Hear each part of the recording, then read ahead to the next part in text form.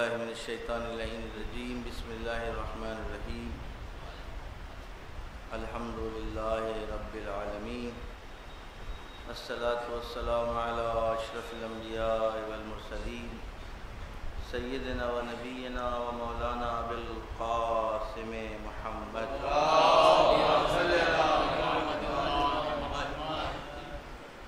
وآلہ الطیبین الطاہرین المعصومین المنتجبین المنتخبین المطہرین الذین اذھب اللہ عنہم الرجس وطہرہم تطہیرا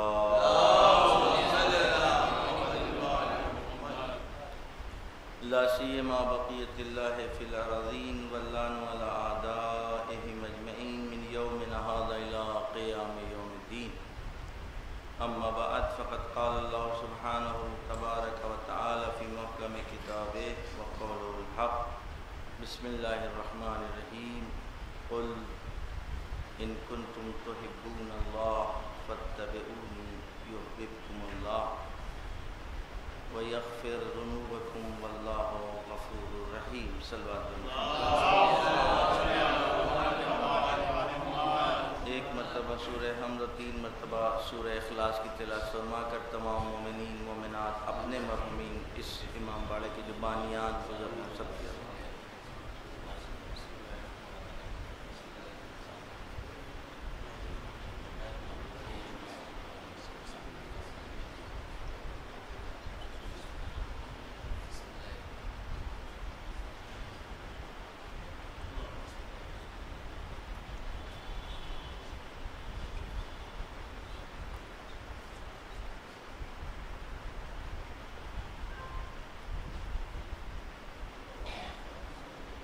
آپ کی خدمت میں ماہ محرم کی تعزیت اور تسلیت پیش کرتے ہیں اور ہم سب مل کر امام زمانہ کی خدمت میں اس ماہ غم اور ماہ اذا کی تعزیت اور غصہ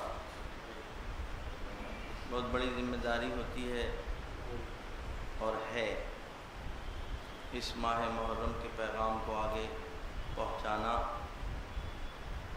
جہاں جہاں بھی مجالس برپا ہو رہی ہیں جو لوگ جہاں بھی جا سکتے ہیں ضرور شرکت کریں ضرور جائیں یوٹیوب کے اوپر یا جو آن لائن مجلسیں آتی ہیں اس کے اوپر اکتفا نہ کریں وہ ان لوگوں کے لیے رہنے دیں کہ جو واقعا نہیں جا سکتے ہیں مجبور ہیں مشکلات میں ہیں یا کبھی بائی دی وے آپ پھنس گئے نہیں آ پائے اور آپ نے وہ مجالس کا سلسلہ جو آپ سن رہے ہیں اور اب نہیں پہنچ پائیں تو ضرور اس کو آن لائن سنتے رہیے تاکہ سلسلہ ٹوٹنے نہ پائے لیکن جو شان ہے جو رونق ہے جو امام باڑوں کی اصل وجہ بنیاد ہے اس پر ضرور توجہ رکھیں ایک ہے نماز کا پڑھنا ایک ہے برپائی نماز اقامہ نماز ایک ہے عزاداری کا کرنا ایک ہے اقامہ عزا ایک ہے برپائی عزا یہ جو ہم اور آپ شرکت کرتے ہیں یہ خود عزاداری نہیں ہے بلکہ عزاداری سے بڑھ کر برپائی عزا اقامہ عزا ہے لہذا اقامہ عزا کی طرف ہم اور آپ خاص طور سے توجہ رکھیں میں اپنے موضوع پر گفتگو کروں گا انشاءاللہ کوشش کرتا ہوں اور دعا کریے کہ میں سال گزشتہ کے موضوع کو ہی آگے بڑھاؤں پچھلے سال جو میں نے گفتگو کی تھی اس کا میں خلاصہ تاکہ جوڑ سکوں مطالب کو اور اس کے بعد مطالب کو آگے پہنچاؤں گا بس یہ جو معروضات شروع کے ہیں یہ اس وقت اس طرح کے ممکن ہے کبھی کسی وقت بھی آ سکتے ہیں جو بھی حالات ہوتے ہیں اس کے اوپر سے سائٹ سے گزرنا یہ گویا بالکل مناسب نہیں ہوتا ہم لوگوں کے لیے کیونکہ آپ سے زیادہ ہمیں کسی اور کو جواب دینا ہوتا ہے اس کی زیادہ ہمیں فکر ہوتی ہے آپ کا احترام ضرور ہے لیکن آپ کو ہمیں جواب نہیں دینا ہوتا ہے جواب ہمیں کسی اور کو دینا ہے کہ جن کا رویا رویا ہمارا مدیون ہے ان کا لہذا اقامہ عزا اس سلسلے میں ذرہ برابر کوتاہی نہ کریں کہ ہم کوشش کریں کہ اس سال ہم نے کون سی عزا قائم کی ہے کس عزا کے قائم کرنے میں ہم نے سہیوگ کیا ہے شیئر کیا ہے کس طریقے سے ہم نے برپائی عزا میں شرکت کی ہے یہ جو ہمارے بزرگوں نے اس سلسلے کو آج ہم تک اور آپ تک پہنچایا ہے یہ اتنی آسانی سے نہیں ہوا ہے نہ جانے کتنی جانفشانیاں ہوئی ہیں، نہ جانے کتنی قربانیاں پیش کی گئی ہیں۔ خود اگر اس موضوع پر ہم اپنے جوانوں کے سامنے گفتگو کریں تو یہ خود ان کی تشویق اور ان کی ترغیب کے لیے ضروری ہوگا، حتیٰ یہاں تک کہ لوگوں نے اپنی جانیں دی ہیں، اپنے بچوں کو قربان کیا ہے، اپنا گھر مال سب کچھ دیا ہے، لیکن عزائے امام حسین کو باقی نہیں، یہ لفظ میرے لیے شاید بہت مناسب نہ ہو، بلکہ برپائی میں، کیونکہ برپائی میں ان کی بقا تھی۔ عزا کو انہوں نے باقی نہیں رکھا، ہم اور آپ عزا کو باقی نہیں رکھتے ہیں، باقی رکھنا عزا کا کسی اور کا کام ہے، وہ کسی اور کا وعدہ ہے، وہ اپنے وعدے کا کبھی اب اپنے وعدے سے پھرتا نہیں ہے۔ ان اللہ لا یخلف میعادہ، وہ اپنے کبھی بھی خلاف وعدہ عمل نہیں کرتا۔ یہ اس کا وعدہ امام حسین کے ساتھ ہے، فاذکرونی اذکرکم، یہ وعدہ ہمارے ساتھ بھی ہے، آپ کے ساتھ بھی ہے، لیکن ہم اس پر کتنا عمل پیرا ہے۔ امام حسین علیہ السلام نے ذکر خدا کیا تو نتیجہ اس کا یہ ہے، جزء لا ينفک یہ ہے کہ خدا اس کا ذکر کرے۔ انہوں نے ایسا ذکر کیا کہ ان کی خاک ان کا ذکر کر رہی ہے، ان کا نام اس کا ذکر کر رہی ہے، جہاں دفن ہو گئے وہ اللہ کا ذکر کر رہی ہے۔ تو اب خداوند عالم نے بھی ذرے ذرے کو ذاکر حسین بنا دیا، یہ نتیجہ ذکر حسین تھا خدا کا۔ ایک سلوات بھیجیے۔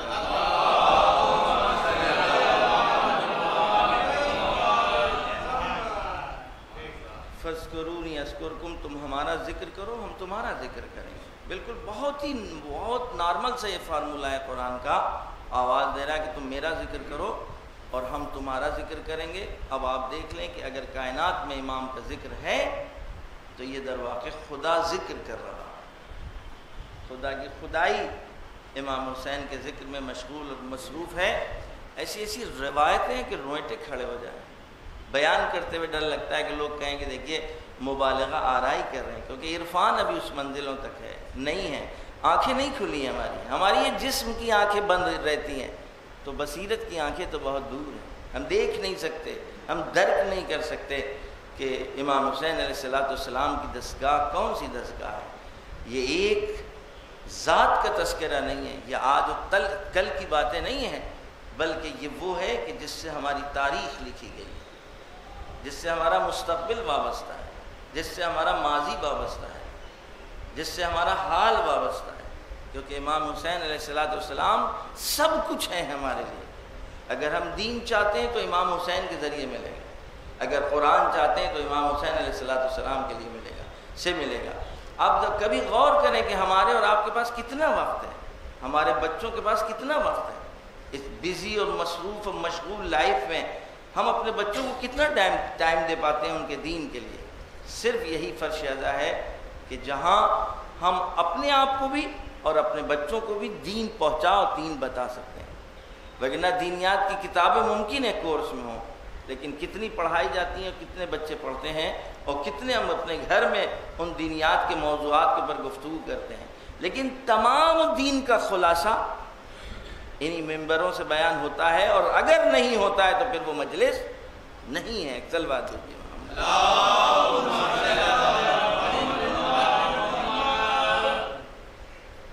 ایک اور سلوات دیجیے۔ ایک اور بات، 4:30 بجے کا اعلان کیا گیا ہے، ہم نے ان سے کہا تھا کہ بلکہ آج جب فون آیا تھا 4:30 یعنی 4:30، یہ نہیں کہ 4:30 کا اعلان ہے تو آدھا گھنٹے اور 1 گھنٹے کے بعد شروع ہوگی، ایسا قطعی نہیں ہونا چاہیے۔ لہذا آج تھوڑی دیر ہوئی ہے ان کے پہنچنے میں کہ ہم کو لے آئے۔ 4:30 بجے قرآن کی تلاوت شروع ہو جائے گی انشاءاللہ، اور اس کے بعد پھر ایک شاعر، اگر یہ لوگ بلائیں کسی کو، نہیں تو کوئی آ جائے کہ جو مدح اہل بیت میں مرثی اہل بیت پر گفتگو کرے، اور 5 بجے آپ کے سامنے معروضات پیش کیا جا سکیں۔ سلوات بھیجیے محمد۔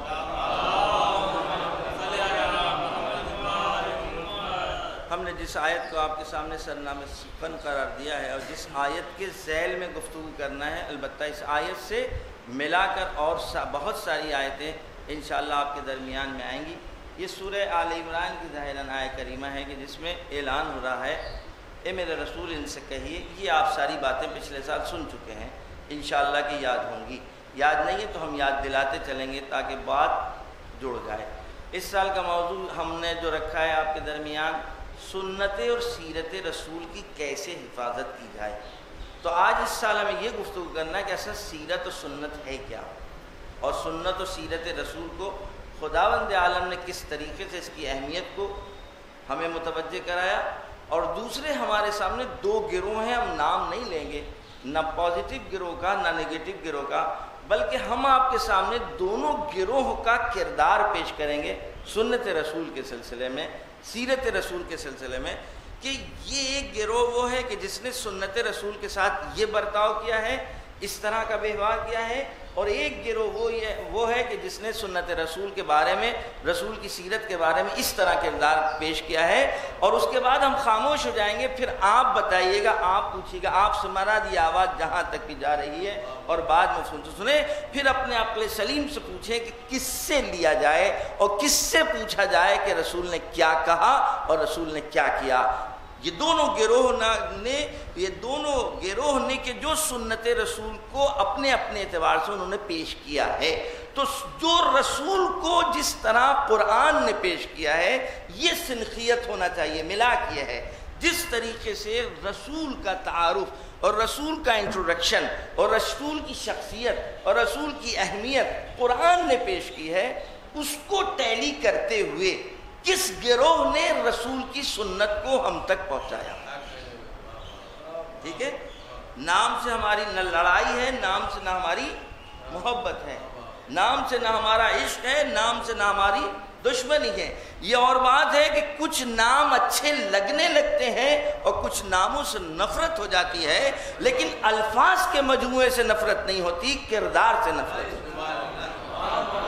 میں پچھلے سال بھی شاید اس پیراگراف پہ بول چکا ہوں کہ الفاظ کے مجموعے سے نہ محبت ہوتی ہے اور نہ الفاظ کے مجموعے سے نفرت ہوتی. ممکن ہی نہیں ہے کہ کوئی ذی عقل انسان اور کوئی ذی شعور انسان وہ لفظوں کے مجموعے سے محبت کرنے لگے یا لفظوں کے اجتماع سے محبت کرنے لگے، لیکن کچھ کردار ایسے ہوتے ہیں کہ جو اپنے کردار کو اپنے ناموں سے اتنا جوڑ لیتے ہیں کہ نام آتے ہی کردار ابھر کے آنے لگتا ہے.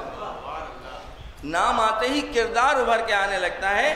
اور اب اگر نام سے محبت کوئی کرنے لگے تو یہ بربنائے عقل ہوتا ہے. کبھی کسی عاشق سے، کبھی کسی مجنون سے، اس کے معشوق کے نام سے محبت کرنے پہ کوئی برائی نہیں کرتا اگر وہ اپنے معشوق کو پہچانتا ہے. اگر وہ مجنون، وہ عاشق اپنے معشوق کو پہچانتا ہے اور عشق کے جذبات میں، عشق کی گہرائی کی بنا پر اگر نام کے اوپر بھی اپنے آپ کو قربان کر دے تو وہ کردار کی قربانی ہوتی ہے، نام کی قربانی نہیں ہوتی. بس عشق کس پیرائے کا ہے، حقیقی عشق ہے کہ مجازی عشق ہے. صلوات بھیجیے.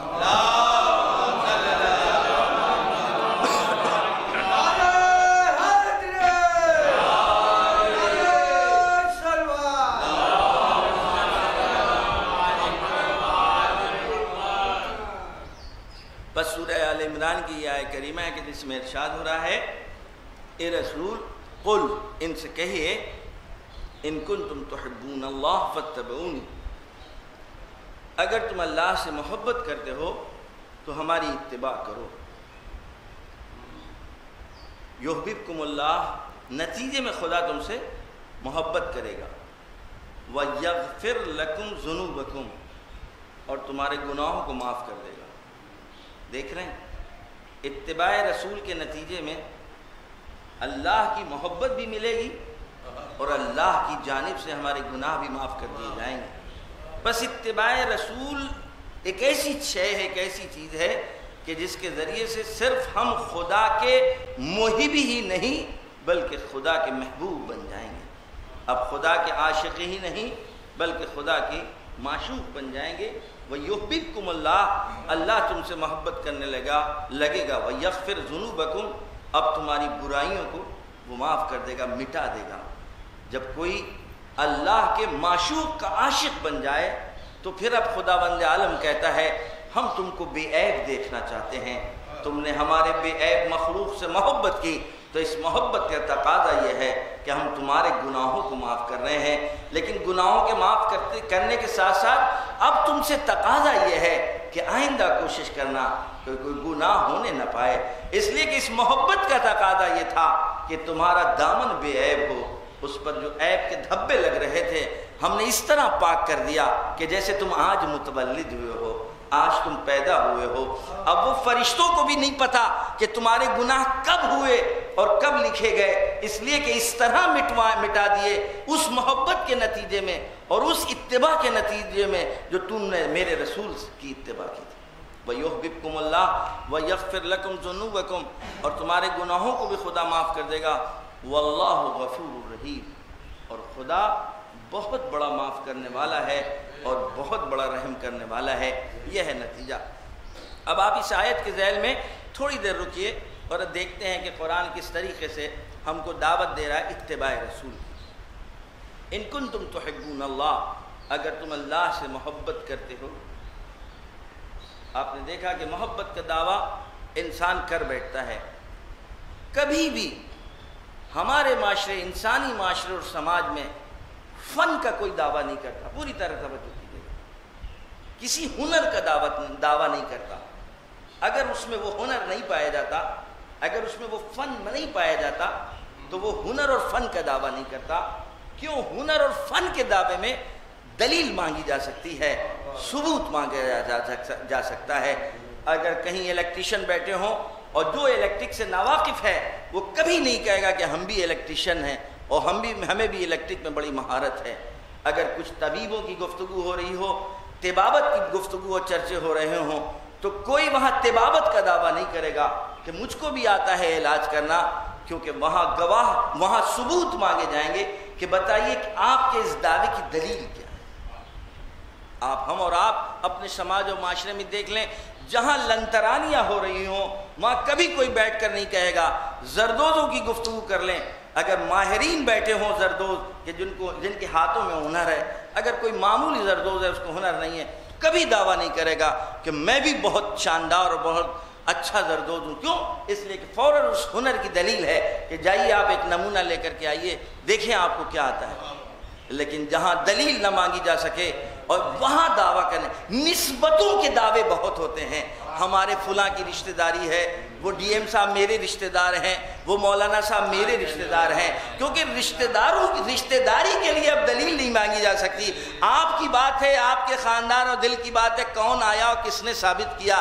یعنی ابھی آپ کو جہاں آپ دعویٰ کر رہے ہیں وہاں آپ کے اس دعوے کی دلیل کی ضرورت نہیں پڑتی ہے۔ ایک سلوات بھیجیے۔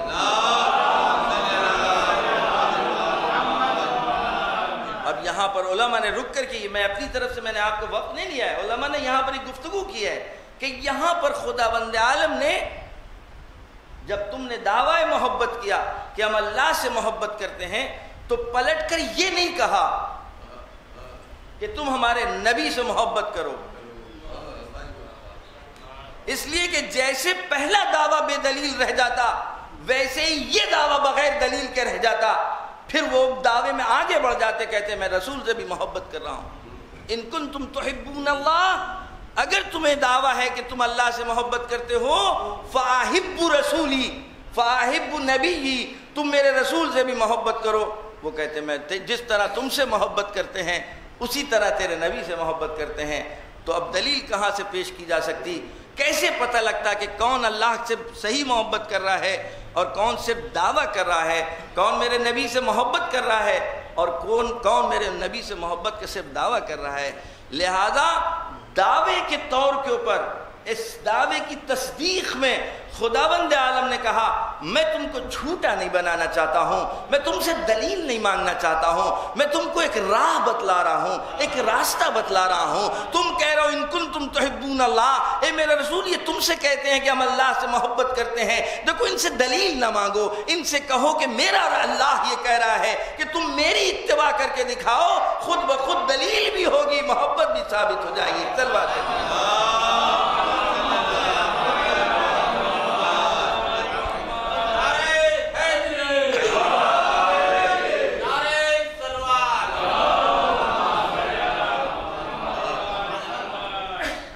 سلسلہ روکا نہیں ہے یہاں، اس صرف رسول اکرم کی اتباع تک نہیں، اللہ کی محبت تک نہیں، یہ دعویٰ آج بھی، یعنی یہ قرآن کی آیت کا پیغام سب کے لیے۔ ان کنتم تحبون اللہ فاتبعونی، اگر تم اللہ سے محبت کرنے کا دعویٰ رکھتے ہو تو تم ہمارے رسول سے محبت کرو۔ اب اگر ہم امام حسین سے محبت کرتے ہیں، اب اگر ہم اپنے مولا اور آقا سے محبت کرتے ہیں، کی کرنا چاہیے؟ کوئی راہ ہی نہیں ہے، کوئی راستہ ہی نہیں ہے کہ محبت نہ کریں، ممکن ہی نہیں ہے۔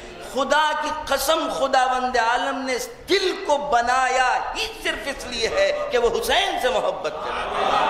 یاد رکھیں، اس کو لفاظی نہ سمجھیے گا، وگرنہ میں پورے 10 دن صرف اس پر گفتگو کر سکتا ہوں بحق محمد اور آل محمد، کہ دل کو خداوند عالم نے بنایا ہی اس لیے ہے کہ اس سے محبت کی جائے کہ جو دل سے مناسبت رکھتا، جس کی محبت لائق ہے اس بات کی، لیاقت اس میں یہی ہے کہ دل کو وہ دیا جائے کہ جو دل کی ضرورت ہے، جو دل کی حیات ہے، جو دل کی رگ حیات ہے۔ وگرنہ خداوند عالم نے یہ اعضاء و جوارح جو ہمیں دیے ہیں، یہ سب روز محشر بولیں گے۔ یہ میں اپنی طرف سے نہیں کہہ رہا، قرآن کی آیت ہے، بما کسبت ایدیہم، جو کچھ بھی تمہارے ہاتھوں نے انجام دیا ہے، یہی ساری چیزیں وہاں گواہ بنیں گی تمہارے اعمال پر۔ تم نے اپنی آنکھوں سے کیا کیا، تم نے اپنی زبان سے کیا کیا، تم نے اپنے کانوں سے کیا کیا۔ کان خود میرے خلاف گواہی دیں گے اگر ان کانوں کا استعمال غلط ہوا، زبان خود گواہی میرے خلاف دے گی اگر زبان کا غلط استعمال ہوا، آنکھیں خود میرے خلاف گواہی دیں گی اگر آنکھوں کا غلط استعمال ہوا، دل خود ہمارے خلاف گواہی دیں گے اگر دل کا استعمال غلط ہوا۔ دل کو خداوند عالم نے جن سے محبت کرنے کے لیے پیدا کیا ہے، اگر ان کی محبت نہیں تو دل ہمارے خلاف شکایت کریں گے۔ لہذا وہ دعویٰ یہاں پر بھی ہے، ان کنتم تحبون اللہ، اگر تم امام حسین سے محبت کرنے کا دعویٰ کرتے ہو تو تم نے امام کی اتباع کتنی کی، تم نے امام کی اتباع کتنی کی ہے، امام کی اطاعت کتنی کی ہے۔ لہذا یہ ہمارا اپنے سے بھی اور اپنے جوان اور اپنے بچوں سے بھی یہی پیغام ہے کہ اگر امام سے ہم محبت کرنے کا دعویٰ کرتے ہیں تو ہم کو اپنے آپ کو امام کے ہم رنگ بنانا ہوگا۔ اب کوئی یہ کہے کہ ہم امام کے ہم اپنے آپ کو ہم رنگ نہیں بنا سکتے، لیکن کربلا کا تو ہم رنگ بنا سکتے ہیں نا۔ اگر رنگ ملا نہیں سکتے تو خاکستری تو کر ہی سکتے ہیں نا، جس سے یہ تو پتہ لگ جائے کہ کربلا کی گرد پڑی ہوئی ہے، جس سے یہ تو پتہ لگ جائے کہ کربلا کی خاک میں لپٹا ہوا ہے۔ لہذا ائمہ نے ہمیں بتایا ہے کہ تم ہم نہیں ہو، تم ہمارے جیسے نہیں ہو سکتے۔ لا یقاس بنا احد، ہمارے ساتھ کسی کا قیاس نہیں کیا جا سکتا ہے، لیکن جو ہم سے محبت کرتے ہیں ان جیسے تو ہو سکتے ہو۔ حبیب کے راستوں پہ چل سکتے ہو، سعید کے راستوں پہ چل سکتے ہو، ارے زہیر کے راستے پہ چل سکتے ہو۔ لہذا ان کنتم تحبون اللہ فاتبعونی، اگر تم اللہ سے محبت کرتے ہو تو تم کو ہمارے رسول کی اتباع کرنی ہوگی۔ اور پھر خود رسول کی زبانی یہ کہلوایا جا رہا کہ رسول آپ کہیے کہ تم میری اتباع کرو۔ خود اس آیت کے لہجے نے بتا دیا کہ مجھ میں اور میرے رسول میں کتنی قربت پائی جاتی ہے۔ تم محبت کا دعویٰ مجھ سے کر رہے ہو لیکن اتباع تمہیں میرے رسول کی کرنا ہوگی۔ محبت کا دعویٰ مجھ سے، اتباع میرے رسول کی۔ لہذا دیکھو کہ میرے لیے رسول کتنا عزیز ہے، یہ رسول میرے کتنے نزدیک ہے۔ اس کے نقش قدم پر تم اگر چلو گے تو تمہاری محبت ہمارے لیے سچی محبت ہوگی۔ چل بات بھیجیے۔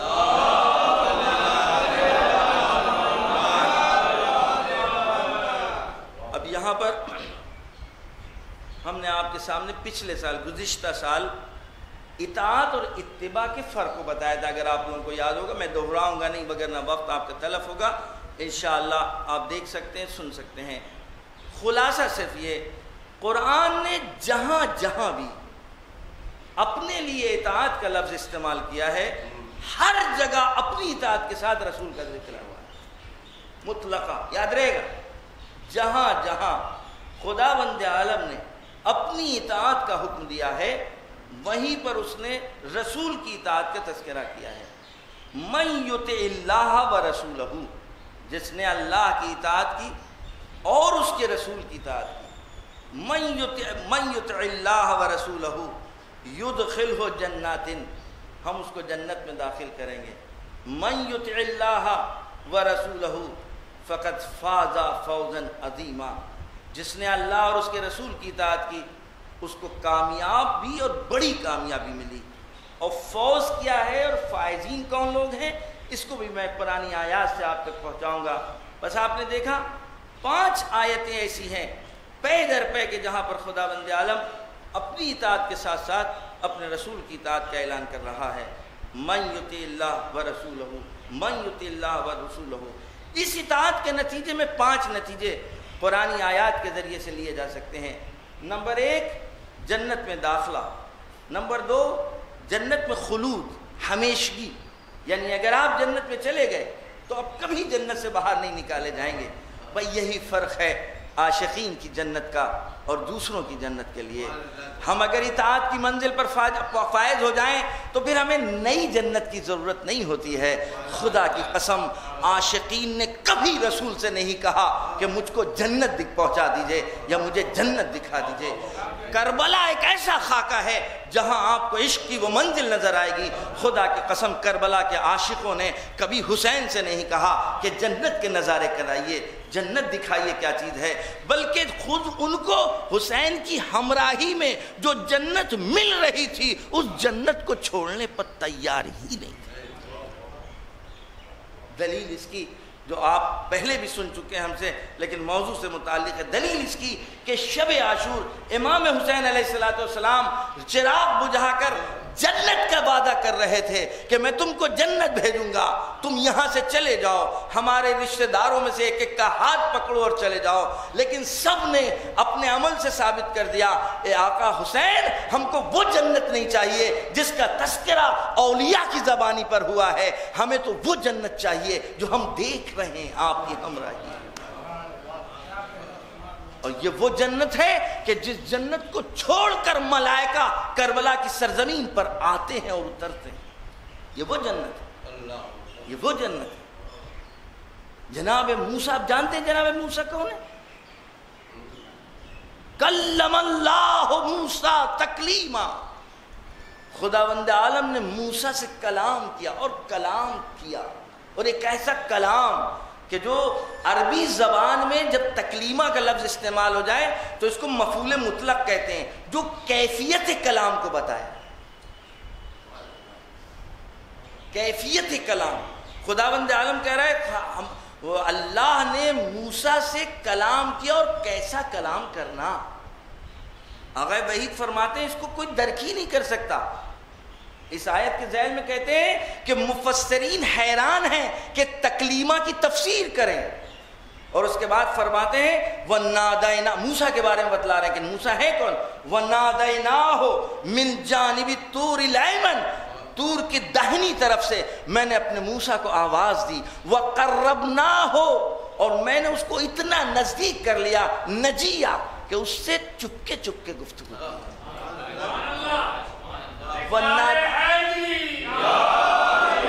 قرآن کہہ رہا ہے وَنَادَيْنَاهُ مِنْ جَانِبِ الطُّورِ الْأَيْمَنِ، میں نے اس طور ایمن کی، تو یعنی داہنی طرف سے، طور کی داہنی طرف سے میں نے موسیٰ کو اپنے بندوں کو آواز دی، اور آواز دینے کے بعد وَقَرَّبْنَاهُ، میں نے اس کو بہت قریب کر لیا اپنے سے. اور قریب کرنے کے بعد میں نے جب اس سے گفتگو کی نجیہ، تو رازانہ گفتگو کی. سمجھ رہے ہیں موسیٰ کون ہے؟ اب اس کے بعد فرماتے ہیں یہ موسیٰ اللہ کی بارگاہ میں آواز دیتے ہیں اذن لی، اے میرے پروردگار، یا رب اذن لی، استعذنا، موسیٰ اجازت طلب کر رہے ہیں، اے میرے پروردگار مجھ کو اجازت دے دے کہ میں آج کی شب کربلا کی سرزمین پر حسین کی زیارت کرنا چاہتا ہوں. ابھی حمزہ صومالی جن کی دعا ماہ رمضان میں دعائے سحر ہے، غضب کی دعا ہے، ابھی حمزہ صومالی کو سمجھنے کے لیے وہ دعا کہ جناب جعفر صادق علیہ السلام نے تعلیم فرمائی.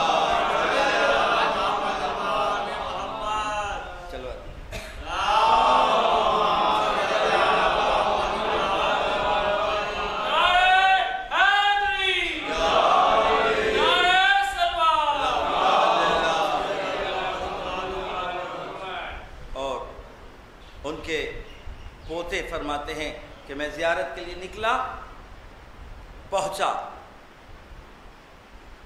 راتوں رات سفر کیا جاتا تھا، بنی عباس کا دور ہے، دن کے اجالے میں کوئی زیارت کے لیے نہیں نکل سکتا تھا۔ یہ نعمت ہے خداوند عالم کی جانب سے ہمارے اور آپ کے لیے، جو آج زیارتیں اتنی آسان ہو چکی ہیں۔ لہذا رات رات سفر کرتے تھے، اندھیرے اندھیرے سفر کرتے تھے۔ پہنچے کربلا میں وارد ہونا چاہتے ہیں، ایک شخص نے آگے بڑھ کر کے روک دیا کہ ابھی نہیں جا سکتے۔ پھر یہ تھوڑی دیر کے بعد آگے بڑھے، پھر ان کو روک دیا۔ یہ کہتے کون؟ ابھی حمزہ صومالی کے پوتے۔ کہتے میں بڑی مشقتوں کے ساتھ میں یہاں پر پہنچا ہوں، ابھی سویرا ہو جائے گا۔ تم کو پتہ ہے میں خوف میں، ڈر کی حالت میں رات سات سفر کر رہا تھا تاکہ میں کربلا پہنچ سکوں اور زیارت کر لوں، اور تم ہم کو روک رہے ہو، سویرا ہو جائے گا۔ کہا تم ابھی جا نہیں سکتے۔ کہا سب وجہ کیا ہے، کیوں روک رہے ہو؟ کہا آج کی شب موسیٰ نے اللہ سے اجازت طلب کی ہے زیارت کے لیے، 70,000 فرشتوں کے ساتھ وہ مشغول زیارت امام حسین ہے، لہذا آج حرم ان کے لیے مخصوص ہے، حرم امام حسین علیہ السلام۔ کہا تم کون ہو؟ یہ ابھی حمزہ صومالی کے پوتے پوچھ رہے ہیں کہ تم کون ہو؟ کہا ہم کو خداوند عالم نے، میں ملک ہوں، اللہ کی طرف سے مجھ کو حفاظت کے لیے، زائرین کی حفاظت کے لیے اور حرم امام حسین کی حفاظت کے لیے خداوند عالم نے موکل بنایا، وکیل بنایا۔ آپ دیکھ رہے ہیں میں کیا عرض کر رہا تھا، یہاں تک کیوں پہنچا کہ جناب موسیٰ ان تمام منزلوں کے باوجود، عشق کی وہ منزل ہے، محبت کی وہ منزل ہے کہ جو انسان اپنے آپ کو وہاں پہنچا رہا ہے کہ اب آواز آ رہی ہے فاتبعونی، اگر تم کو ہمارے رسول، ہم سے محبت کا دعویٰ ہے تو تم کو ہمارے رسول سے محبت کرنا ہو۔ اب اس کے مقابل میں جو میں آپ کے سامنے عرض کر رہا تھا کہ خداوند عالم نے قرآن مجید میں 5 مقامات جو میں آپ کے سامنے پیش کر رہا ہوں، اور اس کلی طور کے اوپر جہاں جہاں اس نے اطاعت کا لفظ اپنے لیے استعمال کیا ہے، وہاں پر اس نے اپنے رسول کو بھی شامل کیا، اور ایک کلی فارمولہ دیا ہے، وہ یاد رکھیے گا، ایک کلی فارمولہ دیا ہے۔ سورہ نساء کی 80 نمبر کی آیہ کریمہ ہے، ومن یطع الرسول فقد اطاع اللہ۔ یاد رکھیے گا، جہاں جہاں اس نے کہا کہ اللہ کی جس نے اطاعت کی اور اس کے رسول کی اطاعت کی، 5 نتیجے میں نے آپ کے سامنے جلدی جلدی بیان کیے تھے۔ جنت میں داخلہ، جنت میں ہمیشہ ہمیشہ کے لیے رہنا، جہنم کا اس پر حرام ہو جانا، اللہ کی جانب سے نعمتوں کا نزول، یعنی یہ وہ لوگ ہیں کہ جن پر اللہ اپنی نعمتیں نازل فرماتا ہے۔ کون لوگ؟ کہ جو اللہ اور اس کے رسول کی اطاعت کرتے ہیں، جہنم ان پر حرام ہو جاتی ہے، یہ جنت میں ہمیشہ رہتے ہیں۔ اور اس کے بعد یہ وہ لوگ ہیں کہ جو فائز ہیں، کامیاب ہیں، فقد فاز فوزا عظیما، یہ لوگ کامیاب ہیں۔ کون لوگ کامیاب ہیں؟ قرآنی آیات کے ذریعے ہم بتائیں گے کہ وہ کون سا گروہ ہے کہ جو اصحاب جنت بھی ہے اور کامیاب بھی ہے۔ یہ وہ گروہ ہے کہ جس کو قرآن ایک جگہ ارشاد فرما رہا ہے، رضی اللہ عنہم ورضوا عنہ، یہ وہ ہے کہ جس سے اللہ راضی ہے اور وہ اللہ سے راضی ہیں۔ صلوات بھیجیے۔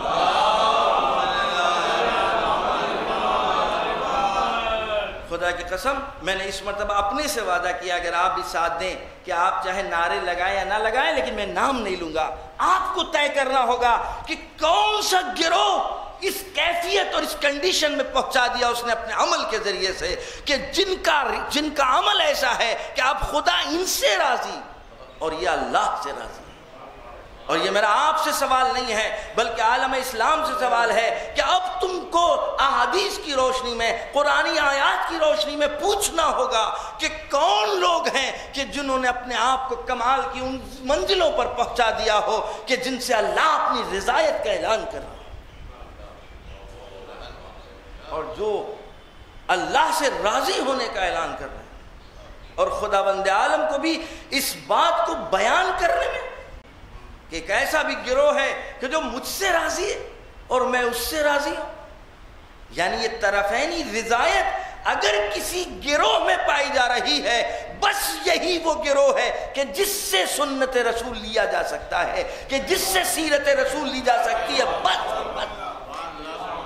اگر سنت رسول سے محبت ہے، اگر سیرت رسول سے محبت ہے، اگر ہمیں رسول کا کردار چاہیے، تو کیسی کسوٹی ہو؟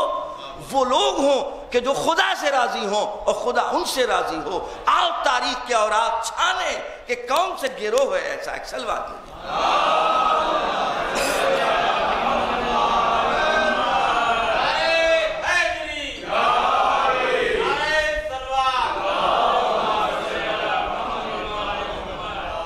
بس. اب خداوند عالم ان تمام جہاں جہاں اطاعت کا لفظ، وہاں اللہ نے اپنے ساتھ رسول کو شامل کیا.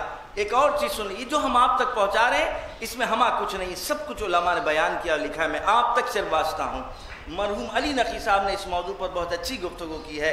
میں اب تک جو گفتگو کر رہا ہوں، بیچ میں ممکن ہے کچھ باتیں میں اپنی طرف سے لا رہا ہوں، اصل خمیر ان کا تیار کردہ ہے. سلوات بھیجیے.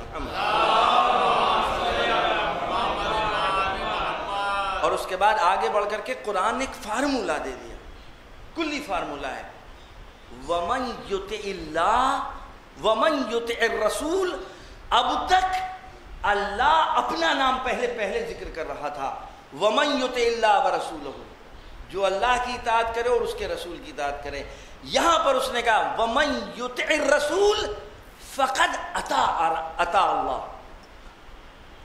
جس نے رسول کی اطاعت کر لی یا جو رسول کی اطاعت کرتا ہے، فقط اطاع اللہ، اس نے اللہ کی اطاعت کر لی. عربی ادب میں پاسٹ اور پریزنٹ میں یہ فرق رکھا گیا ہے کہ پریزنٹ میں ہونے اور نہ ہونے دونوں کا احتمال ہے. ممکن ہے ہو رہا ہو، ممکن ہے ہو آئندہ ہو. اگر پریزنٹ کا صیغہ استعمال کیا جائے، یا فلو یضربو یا علمو، جانتا ہے یا جانے گا. لیکن جب صیغہ پاسٹ استعمال کر دیا جائے تو جو کام ہو جاتا ہے اس کو پاسٹ کے ذریعے سے استعمال کیا جاتا ہے، ماضی کے ذریعے سے استعمال کیا جاتا ہے. اللہ اکبر، اللہ اکبر. رسول اور اللہ کے درمیان اتنی قربت ہے، اتنی قربت ہے، اتنی قربت ہے. من یطع الرسول، جس نے جو رسول کی اطاعت کر رہا ہے، فقط اطاع اللہ، بس اس نے اللہ کی اطاعت کر لی. صلوات بھیجیے محمد.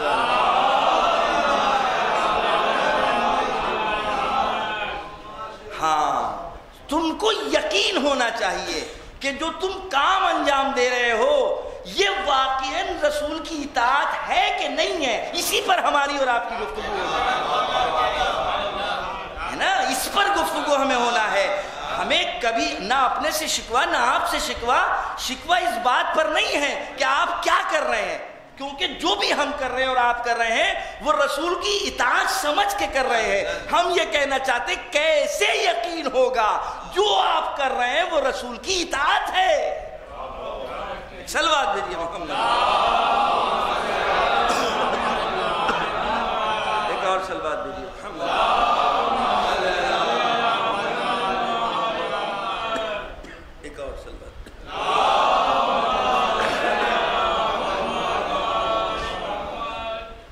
شرط ہے، ہر دن ہمیں 4 مجلسیں پڑھنا ہے. نہ چاہتے ہوئے بھی انکار نہیں ہو پاتا. اصرار بہرحال اپنے دوستوں کا کہ نہیں فلاں جگہ بھی، جبکہ سینہ بھی اس لائق نہیں ہے. الحمدللہ آپ لوگوں کی دعاؤں کے نتیجے میں اس سال کیونکہ حج پر بھی تھے اور ابھی 4-5 دن ہوئے حج سے آئے تو وہاں کا بھی بہرحال ایک انفیکشن رہتا ہے جو وہاں کے ماحول کا ہے. لیکن یقین ہے اس فضا پر کہ میں اپنی بات آپ لوگوں تک کوشش کروں گا کہ اپنے اس 9 دن میں کسی منزل تک پہنچا دوں، تاکہ ہمارے جوان، ہمارے بچے جو کچھ کر رہے ہیں اس پر پورا یقین ہو کہ جو کر رہے ہیں یہی حق ہے اور اس کے علاوہ اور کچھ نہیں. ہمارے دین میں کنفیوژن نام کی کوئی شے ہے ہی نہیں. شک و تردید میں جو لوگ زندگی گزارتے ہیں اگر مرحلے تحقیق میں ہوں تو ان کا شک و تردید عبادت ہے، لیکن جب تک شک کی منزل میں ہوں اس وقت تک یقین والوں کے عمل کو اپنانا ہوگا. یاد رکھیے گا، فارمولہ ہاتھ سے جانے نہ دیجیے گا. تحقیق کی منزل میں اگر شک ہے تو یہ شک عبادت ہے. وہ شک جو کسی تحقیق کی ابتدا ہو یہ شک حسین ہے، لیکن شک کی منزل میں ترک عمل نہیں ہو سکتا. شک کی منزل میں یقین والوں کے عمل کو دیکھ کر عمل کرنا ہوگا. تحقیق کا ثواب بھی ملے گا، یہ عمل بھی پورا ہو جائے گا. اکثر بات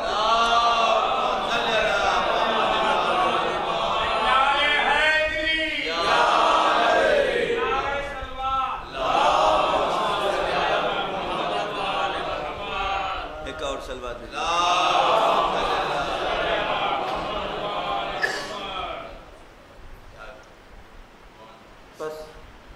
من یطیع الرسول فقد اطاع اللہ. بس میں نے ایک بات آپ تک پہنچائی کہ لفظ اطاعت میں خدا نے اپنے ساتھ رسول کو شریک کیا، لیکن جہاں اتباع کا لفظ استعمال کیا رسول کے لیے وہاں خود کو شریک نہیں کیا. جو لا شریک تھا اس نے اپنے ساتھ اطاعت میں رسول کو شریک کر لیا، لیکن اسی وہ لا شریک نے جب اتباع کی منزل آئی تو پھر محمد کو لا شریک بنا دیا.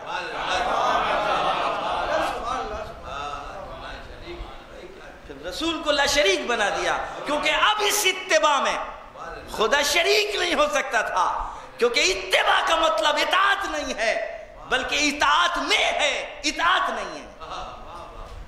اطاعت میں ہے، اطاعت نہیں ہے. اتباع اطاعت ضرور ہوگی.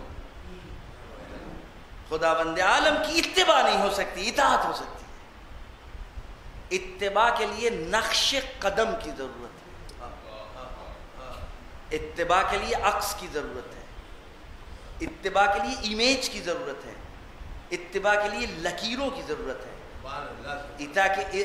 اتباع کے لیے سنگ میل کی ضرورت ہے، سنگ راہ کی ضرورت ہے، سنگ سبیل کی ضرورت ہے، بورڈ کی ضرورت ہے، ایرو کی ضرورت ہے. یہ کس کے لیے؟ اتباع کے لیے. لہذا اتباع میں اس نے اپنے آپ کو شریک نہیں. فاتبعونی، میرے محمد کی اتباع کرو، میرے رسول کی اتباع کرو. اب رسول کو اپنی اتباع کرانا ہے قیامت تک. یہ میں نے پچھلے سال گفتگو آپ تک کی تھی. یا کوئی مسلمان ہم کو یہ بتا دے کہ صرف رسول کی زندگی میں اتباع ہے اور رسول کے بعد اب رسول کی اتباع نہیں ہوگی. اگر کوئی کسی کا اسلام باقی رہے یہ کہنے میں کہ نہیں بر رسول کی اتباع وہی 23 سال تک کے ہے، اور 23 سال کے بعد جب سن 11 ہجری میں رسول جا رہے تھے تو اب اتباع رسول نہیں ہے اگر کسی میں دم. اگر وہ کہہ دے کہ نہیں اب اتباع رسول نہیں ہے تو تمام سنت کی کتابوں کو سمیٹ لینا ہوگا، سیرت کی کتابوں کو سمیٹ لینا ہوگا. اس لیے کہ سنت و سیرت بس اب اس 23 سال تک تھی. سن 11 ہجری کے بعد نہ سنت ہے نہ سیرت ہے، صرف قرآن ہے. اب بتاؤ کہ قرآن کیسے سمجھو گے؟ کیونکہ خدا یہ کہہ رہا ہے کہ تم سمجھ نہیں سکتے. اے رسول تم بتاؤ کہ ہم نے تم پر کیا نازل کیا.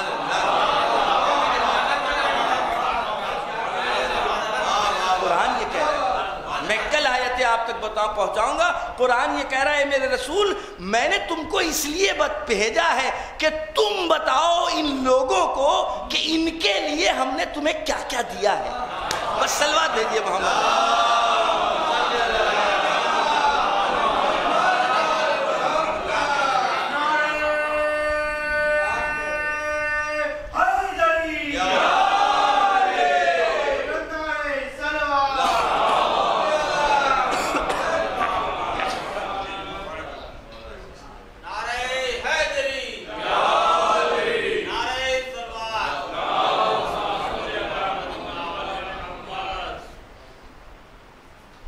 کربلا اس لیے ضروری ہے کہ ہمیں اتباع رسول پتہ لگے گی کہ کیا ہے.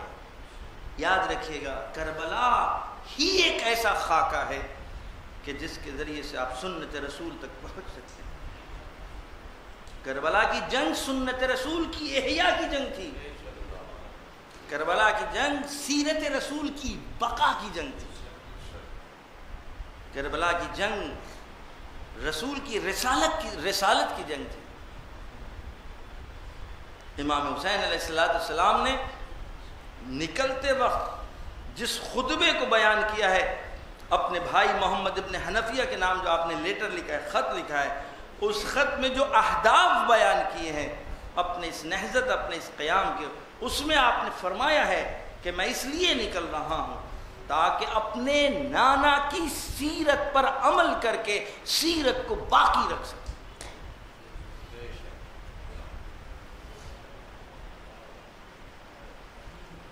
اور یہ اتنی آسان تحریک اور اتنی آسان نہضت نہیں تھی، اس کے لیے قرنوں اور صدیوں پہلے فیصلے ہوئے تھے، صدیوں قرنوں پہلے فیصلے ہوئے تھے کہ کون اس جنگ کو سر کرے گا اور کون اس میدان کو جیتے گا۔ اس لیے کہ اس میں اسلحے کی ضرورت نہیں تھی، اس میں تلوار کی ضرورت نہیں تھی، تیر و تبر کی ضرورت نہیں تھی، اس میں حوصلوں کی ضرورت تھی، اس میں ارادوں کی ضرورت تھی۔ اور اب ایک رسول کا ہی گود کا پلا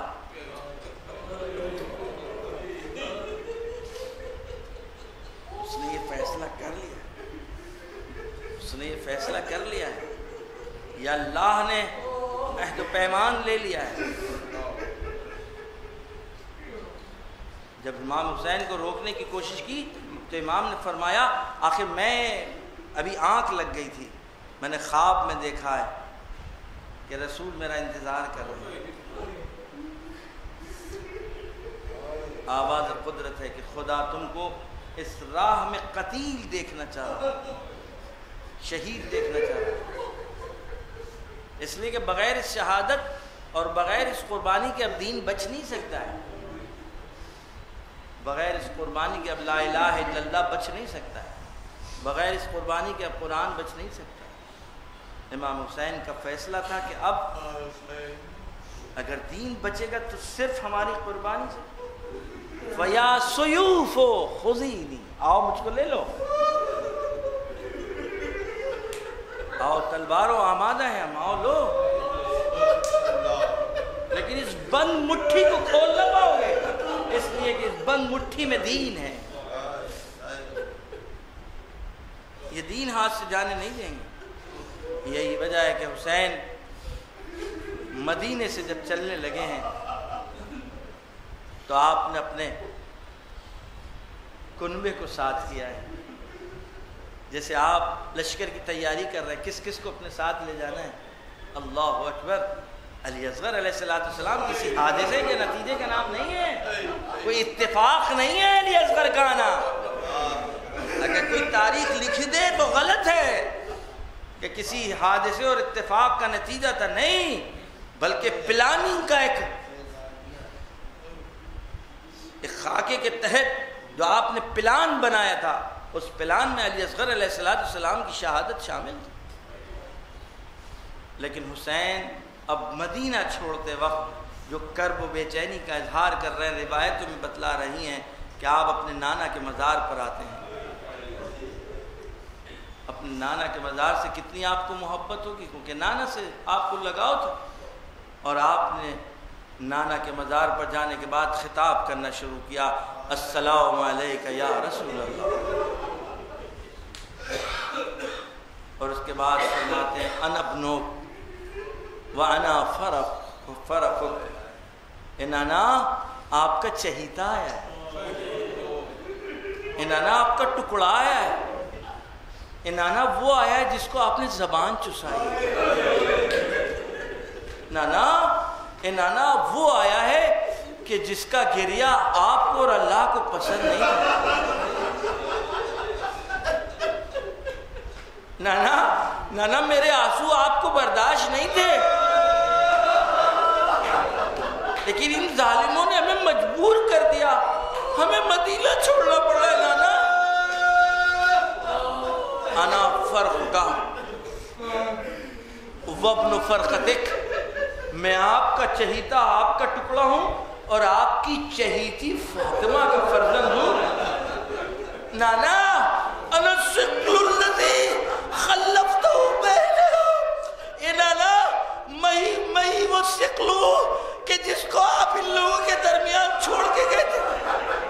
نانا میں اسی فاطمہ کا بیٹا ہوں کہ جس کو آپ کی امت نے رلایا ہے، میں اسی فاطمہ کا لگتے جگر ہوں کہ جس کو مدینے کی گلیوں میں رخسار پر تباہ چلے گا۔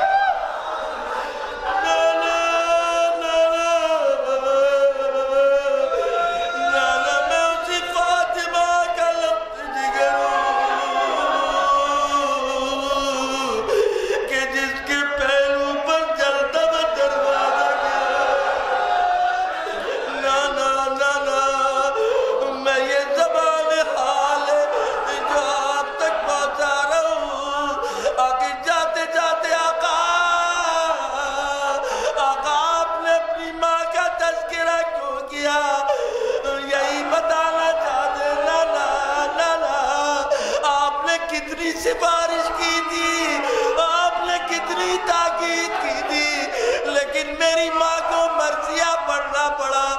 صبت علیہ مصائب الغنا، صبت علیہ میں لیالیا، اور اس کے بعد فرماتے لالا یا جدہ حاضی شکوا یا الہی، نانا یہ شکایت ہے آپ کی بارگاہ میں، یہ شکایت ہے آپ کی بارگاہ میں کہ مجھ کو اتنا مجبور کر دیا کہ میں مدینہ چھوڑ رہا ہوں، اور اس کے بعد اپنی ماں کی قبر پر اور اپنے بھائی کی قبر پر وہ طلبہ جو تیار ہوا، وہ قافلہ اندازہ لگے سوار ہونے کا، سب سوار ہو چکے ہیں، بیویاں سوار ہو رہی ہیں۔ ایک بلند خط کی بیوی راویوں نے بیان کیا ہے بڑے اہتمام سے سوار ہوئی، لیکن اس وقت کسی نے نقل نہیں کیا کہ کیسے سوار ہوئی، لیکن جب یہی قافلہ کربلا سے واپس ہو رہا تھا، اس وقت راویوں نے نقل کیا ہے زینب نے دائنی طرف دیکھا، بائیں طرف دیکھا، دریا کی طرف نگاہ ڈالی، فضہ سمجھ گئی قریب پہنچی، شہزادی شہزادی، ارے جب مدینے سے سوار ہوئی تھی، عباس نے زانو توڑا تھا، اکبر نے شان پر ہاتھ رکھا تھا، ارے قاسم ایک طرح، ارے 18 بھائیوں کے بیچ میں بہن سوار ہوئی تھی، لیکن جب کربلا میں تو ظالم آگے بڑھ رہا ہے، فضہ نے روک دیا، خبردار